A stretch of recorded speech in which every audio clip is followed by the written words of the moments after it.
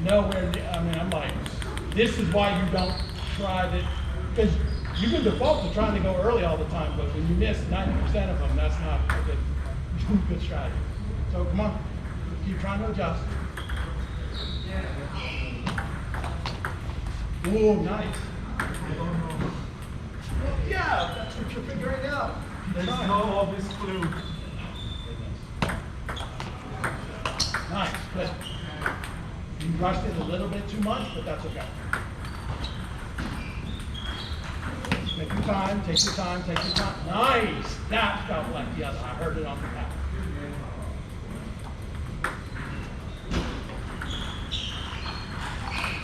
Nice. It's wet. Okay, sorry. This is why I also hate certain things. Yeah, no, because you brush against your body and then There's this side that touches my backhand, backhand, yeah. and the sweat that drips here. Okay. Take your time, take your time. Nice. Oh, is that bait? No, that was perfect because the ball bounced awkward over to the side, and when it did that, you went right with it. You let it come. You took the time to get into position when it did an unpredictable thing. You just adapted right in the middle of the stroke to what it was doing. Took your time and then hit the ball. Was that after Papa Bomb? Oh yeah, the ball was like halfway down. Because the problem was, I hit a weird shot and it kicked that way, but it didn't phase you at all. You just kept moving, and then because the ball was like up here, but it was bouncing out to the side, and you just kept going, and then you just let it come down and then drove it back. So if you hit the ball right about net height when you're trying to go forward, it generally goes. If you try and hit it to top of bounce, you start to have to hit down and makes for an awkward swing. That's typically why you let it fall to right around net height, so that when you go forward, it'll drive over the net. Oh, nice. Your time, perfect. Hear that? Feel that? That was a good lag on you.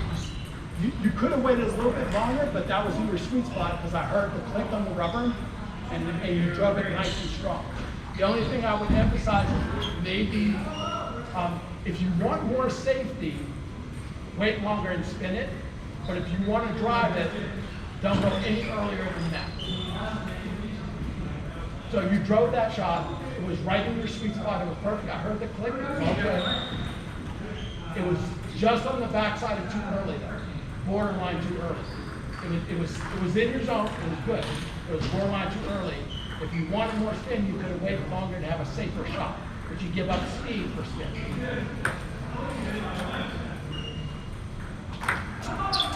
Good turn.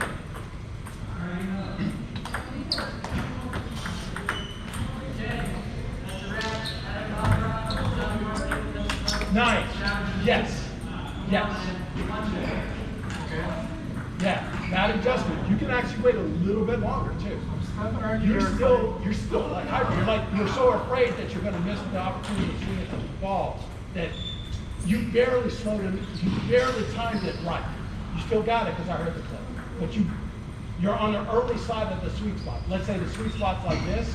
You're at the front end. You're in it, but you're at the front end. You're not right in the middle.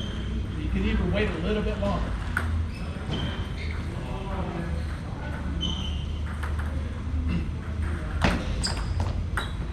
Perfect. And you got safety because you spun it.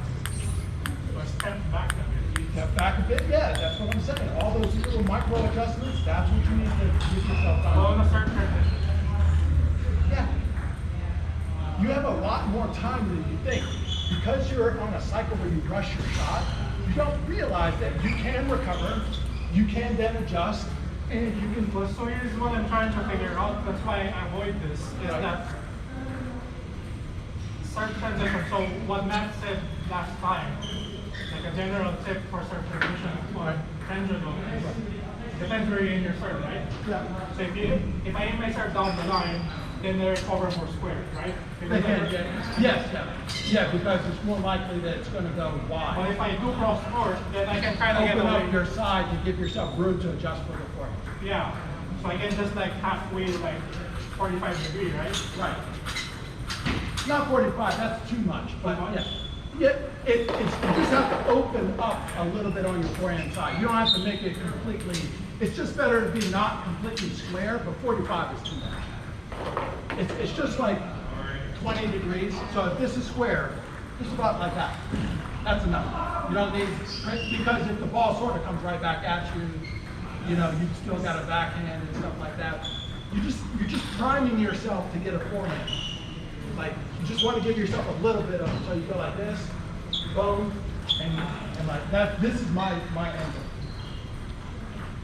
Well, if this is the table, this is my angle. After the forehand.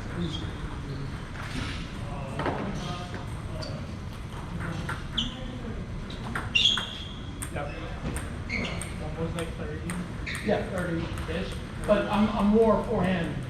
Like, when I go into modes, if you ever see me serve in the middle of the table, I'm actually angling to attack with my back, third ball with my back. But if I'm forehand serving, yeah.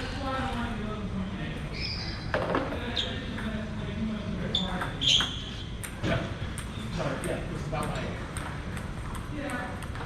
Yeah, these are the details like I want to like. Okay, since home, when I serve transition forehand serve. Okay, if I aim here down the line, square. If I aim, Generally, yes. That does, you're playing it. It's not in stone. It's you're playing it off.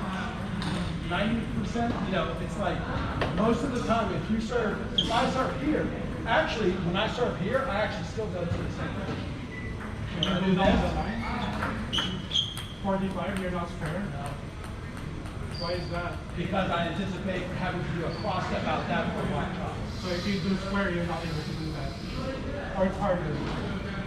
Yeah, so my cross step is really comfortable and easy for me to do. So I'd rather chase this wide angle shot, potential wide angle shot with a cross step than with a